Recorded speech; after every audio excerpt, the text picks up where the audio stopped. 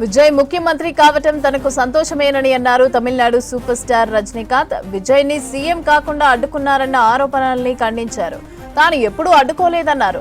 స్టాలిన్ తో భేటీని రాజకీయంగా చూడొద్దని, స్టాలిన్ తనకు మంచి మిత్రుడని అన్నారు రజనీ. విజయ్ సీఎం అయితే తనకెందుకు అసూయ ఉంటుందన్న రజనీకాంత్, కమల్ హాసన్ అయితే అసూయ పడతానని సెటైర్ వేశారు. తాను రాజకీయ పార్టీ పెడితే ఖచ్చితంగా గెలిచేవాడనని చెప్పుకొచ్చారు. అయితే భవిష్యత్తులో రాజకీయాల్లోకి వచ్చే ఆలోచన లేదని స్పష్టం చేశారు రజనీకాంత్.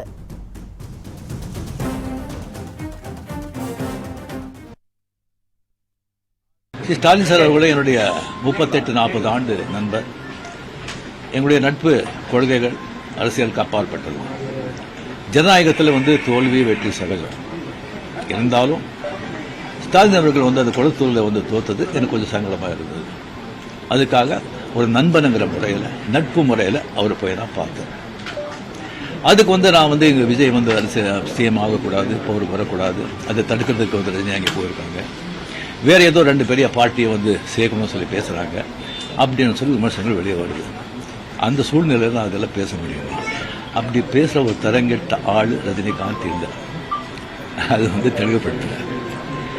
ரெண்டாவது நான் அவர் வாழ்த்து சொல்லலை. ஏர்போர்ட் போகும்போது வாழ்த்து சொல்லலை. அவர் ஜெயிச்ச உடனே எக்ஸ் தளத்தில் என்னுடைய வாழ்த்துக்களை நான் அவருக்கு பதிவிட்டார்.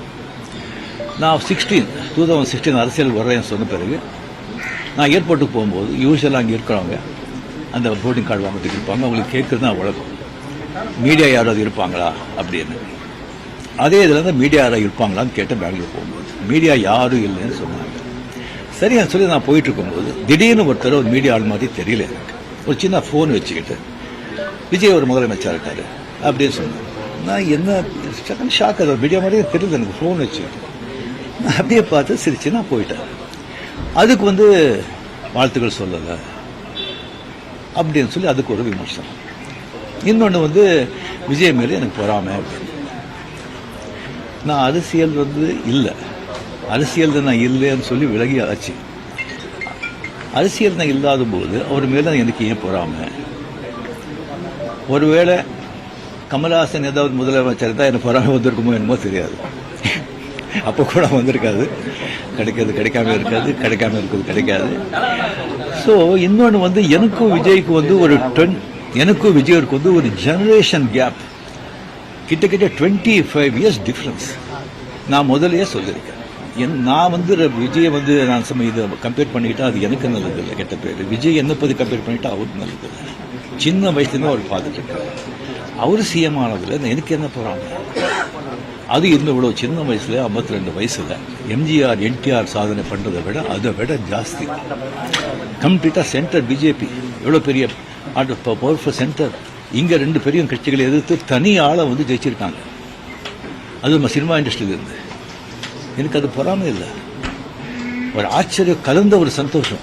அடே யார் அப்ரிஷியேஷன், சூப்பர். ஸோ அந்த பொறாமையும் இல்லை. விஜய் அவர்களுக்கு நிறைய எதிர்பார்ப்புகள் இருக்குது ஜனங்க மத்தியில். டெஃபினட்டாக அந்த எதிர்பார்ப்பெல்லாம் அவரை சந்தித்து மக்கள் நல்லது செய்வாங்கங்கிற நம்பிக்கை எனக்கு இருக்குது. அவருக்கு அதிக வாழ்த்துக்கள். சில பேர் சொல்கிறாங்க நான் ஏன் அரசியலுக்கு நான் வரலையே சொல்லி ஒரு 3 பேஜுக்கு கம்ப்ளீட்டாக அறிக்கை எதுக்கு என்ன ஆச்சுன்னு சொல்லி கிளியராக நான் சொல்லியிருக்கேன். அது தெரிஞ்ச பிறகு அவங்க சொல்கிறாங்க சொன்னால் அந்த ஆத்தங்கள் இருக்கும். இல்லை சொல்ல வரல. அது தெரிஞ்ச பிறகும் ஏன் வரல அப்படின்னு சொன்னாங்கன்னா எனக்கு ஒன்று சொல்ல தெரியும்.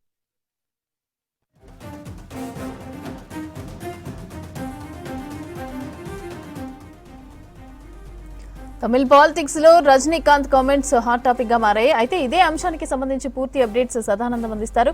సదా చెప్పండి, విజయ్ పైన సూపర్ స్టార్ రజనీకాంత్ కామెంట్స్ ని ఏ విధంగా చూడాలి? నాకు అలాంటి అసూయ ఏం లేదు అనేసి అంటున్నారు. ఏ విధంగా చూడాలి? తమిళనాడు ఎలక్షన్స్, ఆ తర్వాత రిజల్ట్స్, సీఎం ప్రమాణ స్వీకారం చేసిన తర్వాత ఇప్పుడు రజనీకాంత్ ఈరోజు ప్రెస్ మీట్ పెట్టి అతనిపైన జరుగుతున్న ట్రోలింగ్ పైన ఒక క్లారిటీ ఇవ్వడానికి ట్రై చేశాడు. సో ముఖ్యంగా తమిళనాడు ఎలక్షన్స్ అయిపోయి రిజల్ట్స్ వచ్చాక విజయ్ సీఎం కావడానికి ఆయనకు పూర్తి స్థాయి మెజారిటీ రాలేదు. సో అతను 118కి గాను 108 గెలిచాడు. సో అతను ఒకటి రిజైన్ చేయడంతో 107 ఉంది. సో అప్పుడు ఆ మధ్య చాలా వరకు తమిళనాడు రాజకీయాల్లో అసలు సీఎం ఎవరు అవుతారు, విజయ్ అవుతారా, విజయ్కి ఎవరు సపోర్ట్ చేస్తారు, విజయ్ కాకుండా నెక్స్ట్ డిఎంకే ఏఐడిఎంకే రెండు కలిసి రజనీకాంత్ను సీఎంగా పెట్టి రెండు పార్టీలు కలిసి రజనీకాంత్ను సీఎం చేస్తారనే ప్రచారం కూడా చాలా వరకు జరిగింది. సో ఈ ప్రచారం జరుగుతున్న టైంలోనే అటు తమిళనాడు మాజీ సీఎంగా ఉన్నటువంటి స్టాలిన్ని రజనీకాంత్ వెళ్ళి కలిశాడు. సో వెళ్ళి కలవడం కూడా పూర్తిగా అతని పైన విజయ్కి వ్యతిరేకంగా రజనీకాంత్ పనిచేస్తున్నాడు, సో ఆయన వ్యవహరిస్తున్నాడు అంటూ విజయ్ వర్గం అంతా కూడా అటు సోషల్ మీడియాలో కానీ బయట కానీ రజనీకాంత్ పైన చాలా వరకు విమర్శలు చేశారు, చాలా వరకు ట్రోలింగ్ జరిగింది. సో విజయ్ సీఎం కాకుండా రజనీకాంత్ అడ్డుకుంటున్నాడనే ప్రచారం కూడా చాలా వరకు జరిగింది. సో ఇదంతా జరుగుతున్న టైంలో సో ఇప్పటికి కూడా స్టిల్ విజయకాంత్ అటు విజయ్ వర్సెస్ రజనీకాంత్ అంటూ కూడా చాలా వరకు సోషల్ మీడియాలో ట్రోలింగ్ జరుగుతూనే వస్తుంది. సో ఈ తరుణంలో ఇదే కాకుండా అసలు రజనీకాంత్ పార్టీ పెట్టిన అంశాలు కూడా చాలా వరకు ఈ ట్రోలింగ్లో భాగంగా చర్చకు ముందుకు వస్తున్నాయి. సో ఈ అన్ని అంశాలు రజనీకాంత్కు వ్యతిరేకంగా చాలా వరకు ట్రోలింగ్ అవుతుందని చెప్పేసి ఈరోజు అటు రజనీకాంత్ బయటకు వచ్చి ప్రెస్ మీట్ మరి పెట్టి దీనిపైన ఒక క్లారిటీ ఇచ్చే ప్రయత్నం చేశాడు. సో దీనిలో భాగంగానే మొదటగా విజయ్ సీఎం అవ్వడంలో నాకు అతనిపైన ఎలాంటి ద్వేషం లేదు, ఎలాంటి అసూయ లేదు. అతను సీఎం అవ్వడాన్ని నేను వెల్కమ్ చేస్తున్నాను. ఒక సినిమా ఇండస్ట్రీ నుంచి వెళ్ళిన వ్యక్తి సీఎం అవ్వడాన్ని నేను వెల్కమ్ చేస్తున్నాను. అతన్ని సీఎం కాకుండా ఉండడానికి నేను ఎలాంటి ప్రయత్నాలు చేయలేదు.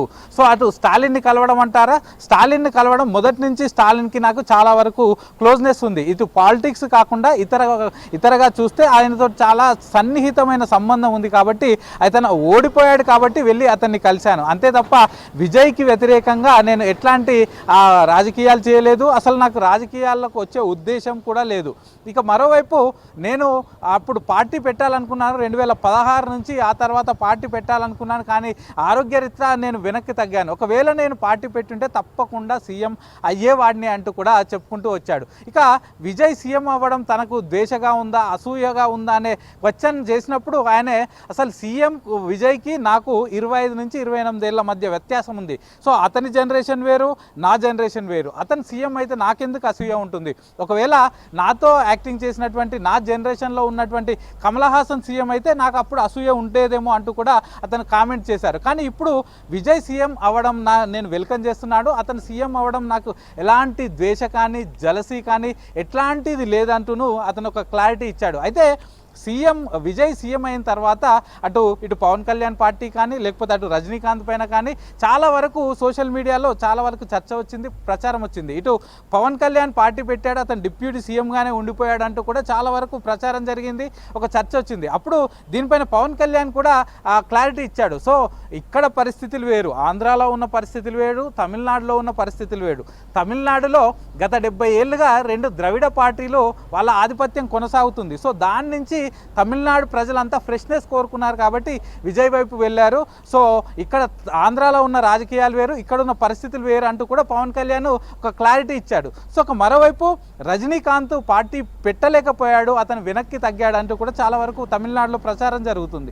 సో దీనిపైన ఇప్పుడు రజనీకాంత్ క్లారిటీ ఇచ్చి నేను రాజకీయాల్లోకి రావాలనుకోవట్లేదు, 2016 నుంచే నేను పార్టీ పెట్టాలనుకుంటున్నా కానీ అప్పుడు సాధ్యపడలేదు, నా ఆరోగ్యరీత్యా దానికి నేను వెనక్కి వెళ్లాల్సి వచ్చింది. ఒకవేళ నేను కనుక పార్టీ పెడితే తప్పకుండా సీఎం అయ్యేవాడినే అంటూ కూడా రజనీకాంత్ దీనిపైన కామెంట్ చేశాడు. సో విజయ్ సీఎం అవ్వడం తనకు ద్వేషం లేదంటూనే, అసూయ లేదంటూనే, జలసీ లేదంటూనే చివరిగా ఒక కామెంట్ కూడా చేశాడు. సో ప్రస్తుతం సీఎం అయినటువంటి విజయ్ పైన ప్రజలు చాలా ఎక్స్పెక్టేషన్స్ పెట్టుకున్నారు. ఎందుకంటే అతను ఇచ్చిన హామీలు కావచ్చు, 2 పార్టీలను కాదని ఇతని సీఎం పదవి కట్టబెట్టడం కావచ్చు, ఇతన్నిటిపైన విజయ్ పైన తమిళ ప్రజలు చాలా వరకు ఎక్స్పెక్టేషన్స్ పెట్టుకున్నారు.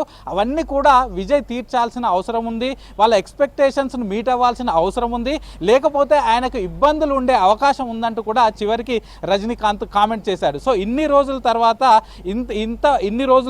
అంటే తమిళనాడు ఎలక్షన్స్ రిజల్ట్స్, ఆ తర్వాత రాజకీయాలు, విజయ్ సీఎం అయిన తర్వాత ఈరోజు వచ్చి ఒక క్లారిటీ ఇచ్చాడు. ఇక నుంచైనా తనపైన దుష్ప్రచారాన్ని ఆపండి, విజయ్కి నేను వ్యతిరేకం కాదంటూ కూడా క్లారిటీ ఇచ్చే ప్రయత్నం అయితే చేశాడు మమత. ఎస్, అదేవిధంగా అంటే నేను హ్యాపీ విజయ్ సీఎం అవ్వడం అంటూనే అదేవిధంగా స్టాలిన్ని కలిశారు, మరి విజయ్ని కలవలేదు సీఎం అయిన తర్వాత. సో ఏ విధంగా చూడాలి దీన్ని?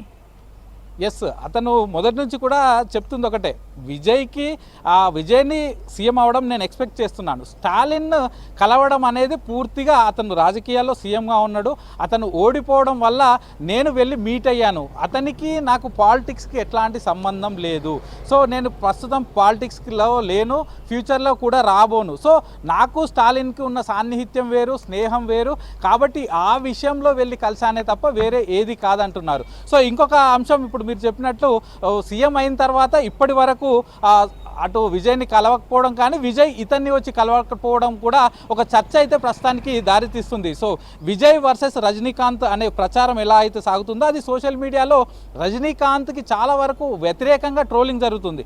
సో దాన్ని ఆపండి అంటూనే ఈరోజు వచ్చి ప్రెస్ మీట్ పెట్టాడు. సో దానిలో భాగంగానే చెప్పాడు. సో అతను మనం అనుకుంటున్నట్టు ఇప్పటి వరకు విజయ్ వచ్చి రజనీకాంత్ని కలవలేదు, రజనీకాంత్ వెళ్ళి విజయ్ని కలవడం లేదు. సో దీని మధ్య ఒక గ్యాప్ ఉన్నట్లయితే మనకు క్లియర్గా కనిపిస్తుంది. కానీ ఆ గ్యాప్ లేదని చెప్పడానికైతే ఈరోజు వచ్చి ప్రెస్ మీట్ పెట్టి ఎట్లాంటి గ్యాప్ లేదు, ఎట్లాంటి జెలసీ లేదని చెప్పే ప్రయత్నం అయితే రజనీకాంత్ చేశాడు మమత.